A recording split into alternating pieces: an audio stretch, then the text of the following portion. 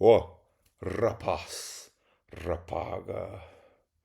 Falar de Mandaloriano e Grogu. Na verdade, o Mandaloriano e Grogu, né? Bilheteria, vamos falar de bilheteria. Não vou falar de crítica, não vou fazer crítica ao filme, porque é uma crítica extremamente técnica do filme. Eu fiz no link aqui embaixo, legenda aqui do lado, ou aqui, whatever. Tá aqui no link barra legenda, depende da rede social que você estiver vendo esse vídeo. Mas enfim, bilheteria. A questão aqui é bilheteria, tá? Não apenas a bilheteria em si, mas o motivo de o filme ter flopado. O filme flopou. E vamos lá porque flopou.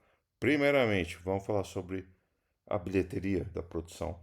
O longa superou a marca de 246 milhões globalmente, com um faturamento inicial de aproximadamente 81 milhões apenas na abertura nos Estados Unidos. Foi uma das piores aberturas de um filme Star Wars, tá? Só pra você ter uma ideia. Em seu segundo final de semana nos cinemas americanos, o filme arrecadou 25 milhões de dólares, o que representou uma forte queda de 69%. Ou seja, ele começou até bem, razoavelmente, né? Mas com 81 milhões de dólares na abertura. E no segundo fim de semana já caiu para 25 milhões, cara. Caiu muito, muito. Foi uma bilheteria bem abaixo do que era esperado. E a tendência é que essa queda se acentue com o passar, né, dos, dos fins de semana. Para você ter uma ideia, fui lá com a patroa assistir ao Mandaloriano e Grogu neste último fim de semana, que foi o segundo fim de semana, né, da estreia, por assim dizer, desde a estreia. Tive um casamento no fim de semana da estreia e no segundo fim de semana não tive compromisso, então acabei indo assistir. E cara, na sessão que a gente foi, tava eu, ela e mais quatro pessoas, cinco pessoas, que para um segundo fim de semana é um fracasso extremo, ainda mais vindo de um filme Disney, um filme Star Wars. É um fracasso inimaginável, né? Aí você fala pra mim, pô, 249 milhões é uma bilheteria boa, né? Sim, só que vamos pegar o orçamento do filme. Vamos lá. Orçamento Mandaloriano e Grogu. 166,4 milhões de dólares. Mas peraí, Daniel. Vamos lá, uma conta rápida aqui. Vai, conta rápida aqui. 247 milhões, né? Vamos botar 250 milhões que tem arrecadado. Menos 166,4. Deu uma média de 83 milhões. Vamos colocar aí de 83, vamos supor que deu 85 milhões de dólares de lucro, né? É isso, né? Se o filme custou 166,4 milhões de dólares ao estúdio e arrecadou 250 milhões de dólares de bilheteria, deu uma média de 83,6 milhões de dólares de lucro. Então não teve flop, não está no prejuízo. Tá bom, o filme se pagou pelo menos. Então, só que o cálculo de Hollywood, não só de Hollywood, do cinema em geral, ele é completamente diferente disso, cara. Porque o que acontece é o seguinte: quando você tem um orçamento de uma produção, você na verdade tem que dobrar esse orçamento. Porque veja, quando eu falo que o orçamento de uma produção é de 166,4 milhões, você tem que entender o seguinte: esse orçamento é orçamento para o filme sair do papel. Ou seja, o roteirista, tá, aí envolve o filme no papel, claro. Mas roteiristas, diretor ou diretores, né? Atores, atores, atrizes, maquiadores, figurinistas, cinegrafistas, o diretor de fotografia, compositor de trilha sonora, responsáveis pelos efeitos visuais, efeitos sonoros, enfim, toda a galera que tá ligada aí à equipe técnica, à produção do filme, equipe de arte e tudo mais, pós-produção e blá blá blá, tá? Tudo isso envolve o orçamento do filme em si. E tem um custo. E a divulgação do filme em si, a publicidade envolvendo o filme em si, geralmente, quase 100% dos casos, custa exatamente o mesmo tanto que o filme custou para ser produzido, para ser feito, o mesmo tanto que o filme custou para ser orçado. Ou seja, se Mandaloriano e Grogu custou cerca de 166 milhões de dólares para ser produzido, então possivelmente ele também custou mais 166 milhões de dólares para ser o que? Divulgado pelo mundo. Né? Teve uma campanha de publicidade neste igual valor. Então veja, para que esse filme se pagasse, a gente teria que pegar 166,4 fazer vezes 2, ele teria que atingir 332,8 milhões de dólares de bilheteria mundial, tá? Para a gente ter aí, ficar no 0 a 0, ficar no 0 a 0. Veja, ele não atingiu sequer 250 milhões de dólares cravado na bilheteria. Falta ainda 70 milhões de dólares. Levando-se em conta que no segundo fim de semana ele fez 25 milhões de dólares e a partir de agora, a partir desse fim de semana aqui, vai estrear Mestres do Universo, que é o filme do He-Man, vai tirar Mandaloriano das salas IMAX, ou seja, cada vez mais ele vai começar a sair das salas de cinema do mundo. A tendência é a gente ver uma queda cada vez mais constante na questão de bilheteria do filme. Ou seja, se ele arrecadou 25 milhões de dólares na bilheteria desse fim de semana, a tendência é que ele venha caindo cada vez mais. Ou seja, ele não vai se pagar, ele não vai chegar a 350 milhões de dólares de bilheteria jamais. Vai ficar realmente no prejuízo, né? Vai ser um prejuízo maior do que foi Han Solo para o cinema. Para o cinema, para a Disney, no caso. Para Disney barra Star Wars, Lucasfilm, né? Tá. Quais as causas disso? Não tem como você dizer a causa exata, porque você teria que entrar na cabeça de todas as pessoas ou fazer enquetes pelo mundo, enfim. Eu vou dar as minhas hipóteses aqui pelos estudos que eu fiz também de mercado. Ah, Primeiramente, veja, o fã de Star Wars, que em tese seria o público-alvo deste filme, o fã de Star Wars,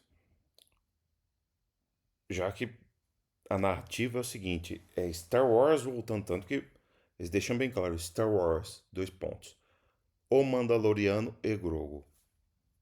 Então, é uma história Star Wars voltando para o cinema.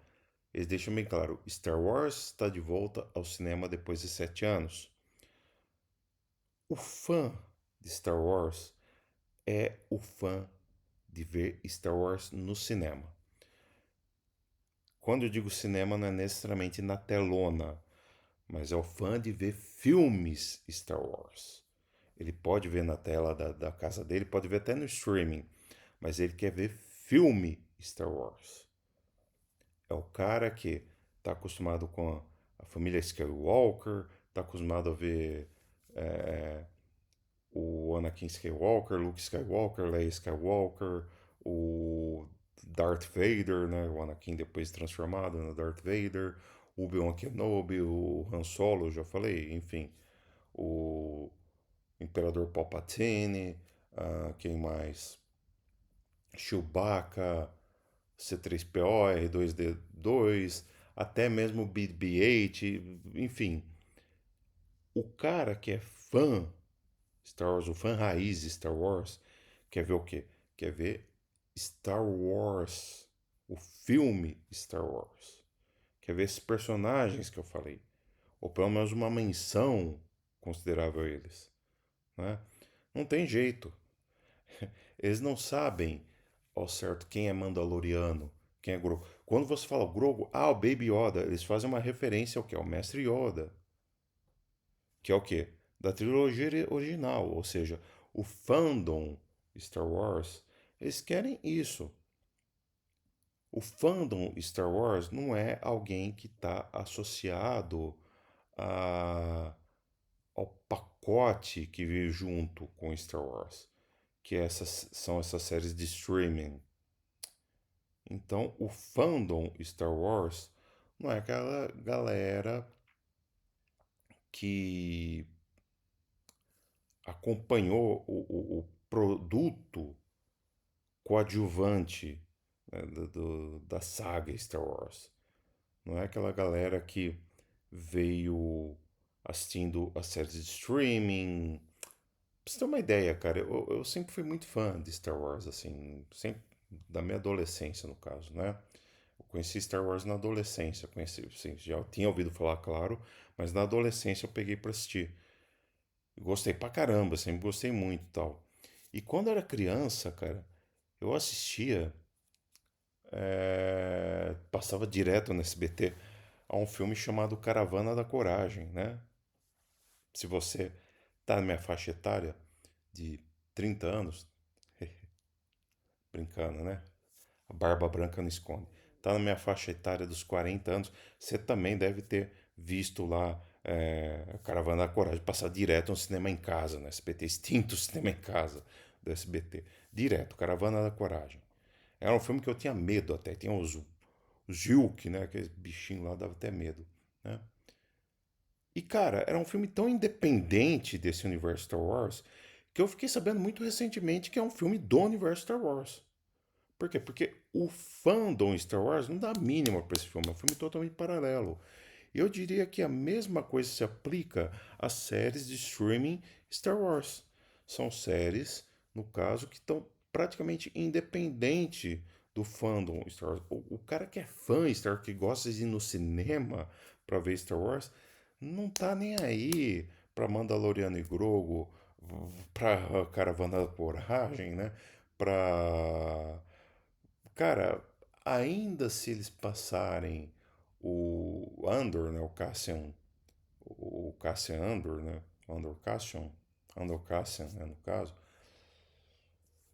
pode até ser que dê certo, mas por quê? Porque acabou dando certo, né, de Rogue One funcionar. Rogue One caiu no gosto do fandom Star Wars.